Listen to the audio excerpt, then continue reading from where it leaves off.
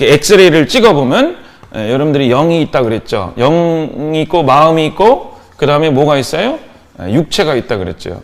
육체 밖에는 뭐가 있어요? 세상이 있고 세상하고 붙어 있잖아요. 육체는.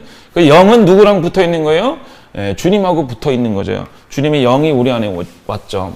그래서 이 영을 통해서 어디로 올라가게 되는 거예요? 천국으로 올라간다 그랬죠.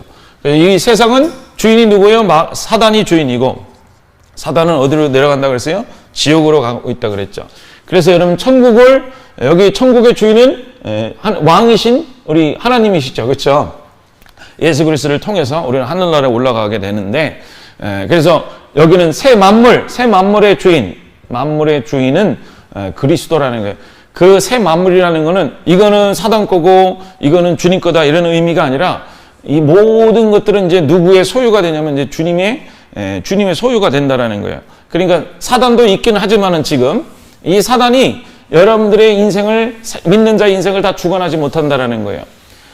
이 사단이라는 존재는 믿지 아니하는 새 영이 없는 사람들에게는 주물럭주물럭 할 수 있지만 우리 믿는 자에게는 이 주인이 바뀌어 버려요. 우리가 아버지가 바뀌었기 때문에 사단이라는 아버지에서 하나님이라는 아빠 아버지로 바뀌었기 때문에 이 모든 존재가 이렇게 바뀌게 되는 과정들이 있거든요.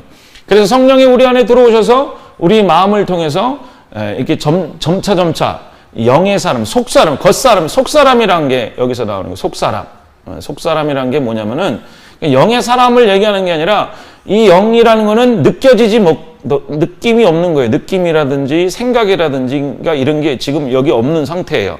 그러니까 마치 이 씨앗 같은 존재, 영이라는 것은 씨앗이에요. 여러분들이 영이라는 거는 여러분 새 영을 느낄 수 있어요. 오늘 새 영 그러면 여기 새 영이 여기 있네. 오늘은 다리로 내려가서 새 영이 그렇게 느껴지는 사람은 없습니다.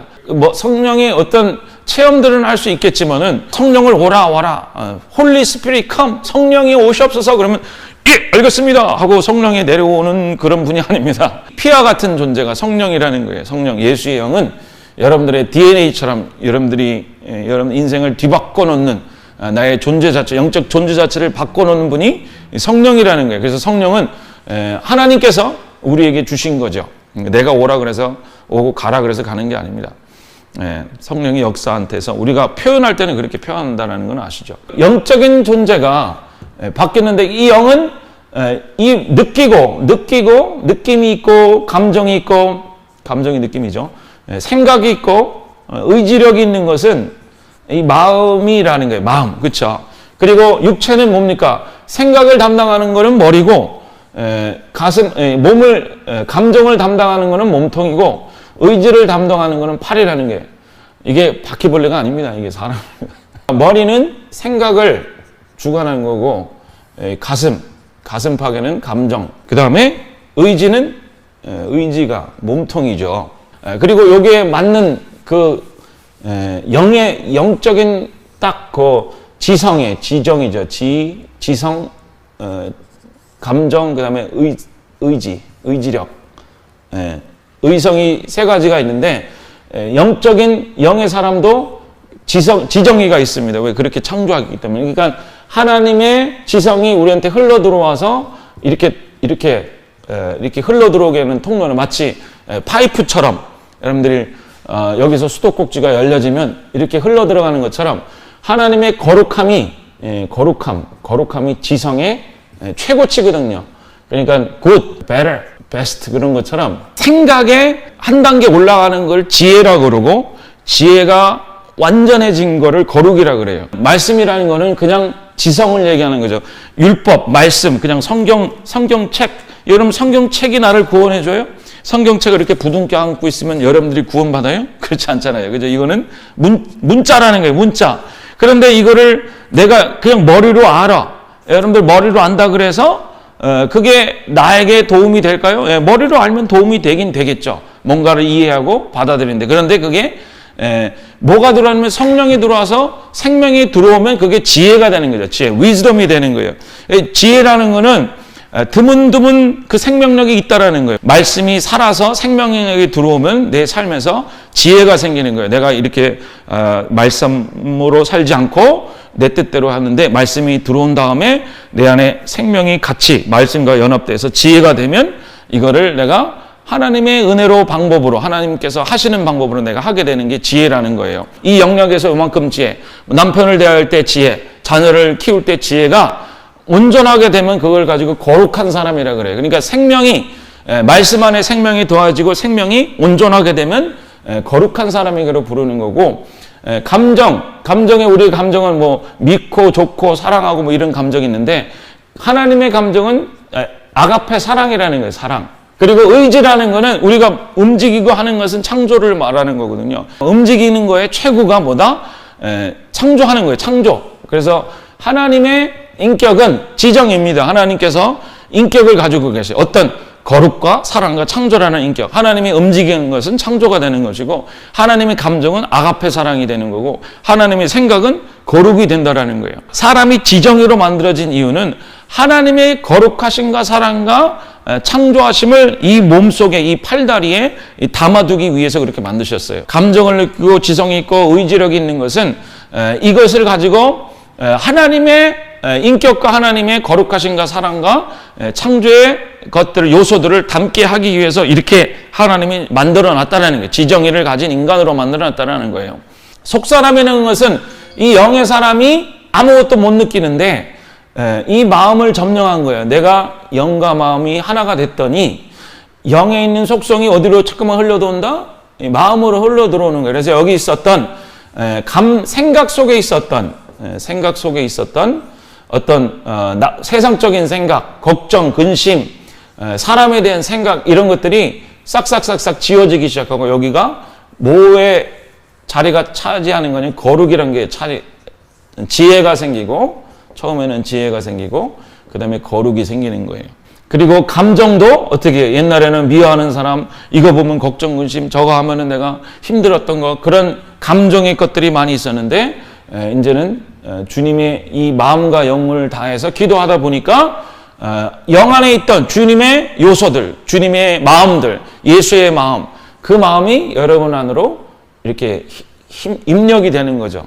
여러분들 이렇게 부부랑 같이 살면 비슷해지잖아요. 그렇죠? 내 마음을 다해서 영을 다해서 계속 주님하고 하나가 되는, 그래서 주님의 십자가에 가까이 매일 주님의 손을 뻗고 주님 안에 들어가는 사람은 여러분 주님을 닮게 하여 주시옵소서, 주님을 닮게, 그렇게 하지 않아도 그 모습을 닮아가게 되는 거예요. 아, 주님께서 저렇게 십자가를 통해서 사랑을 느끼고, 십자가를 통해서 거룩하심을 하나님을 알게 되고, 십자가를 통해서, 여기서 십자가에서 다 창조됐잖아요. 그렇죠?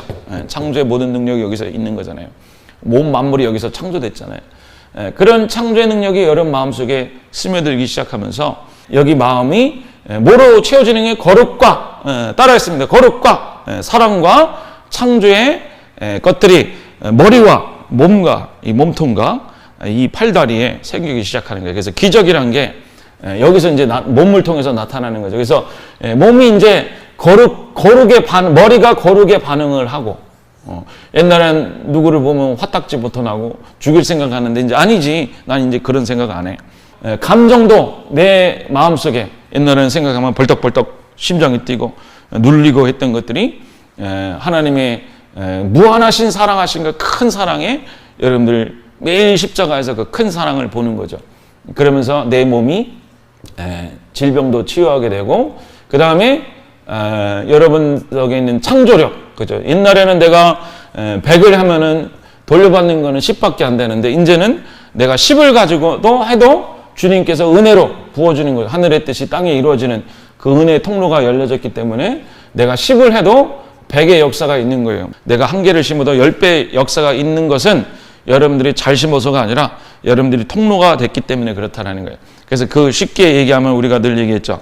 내가 자녀한테 그동안 뭐 공부해라 잘해라 그래도 그게 다 상처로 들려. 엄마는 나를 간섭해, 나를 힘들게 해. 그런데 내가 예수를, 주님을 내 마음속에 모시고 내 마음속에서 주님의 사람으로 속사람이 장성해져서 내 생각과 뜻이 그리스도의 장성한 분량까지 이르러 속사람이 완성이 되면 여러분들이 말할 때 권위가 생기는 거예요. 영적인 권위. 부드럽게 말해도 그 안에 온유함과 거룩함과 사랑이 함께 나가는 거예요. 그렇죠?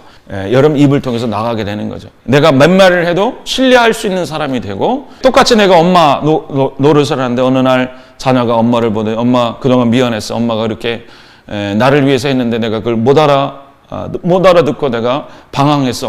엄마 나를 용서해줘. 어떻게 회개하게 되니? 엄마 모습을 볼 때 갑자기 생각났어. 엄마가 그렇게 하신 것은 주님께서 엄마를 통해서 역사하신 것을 내가 알았어. 라고 엄마를 통해서 누구를 보는 거예요?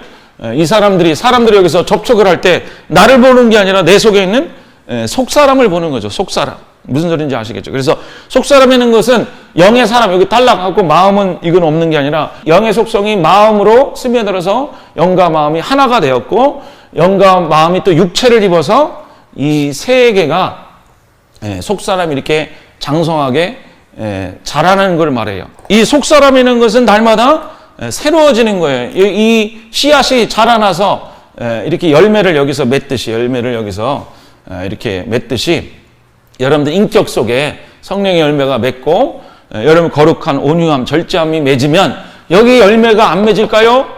열매가 어떤 열매가 나올까? 어떤 결과가 나올까요?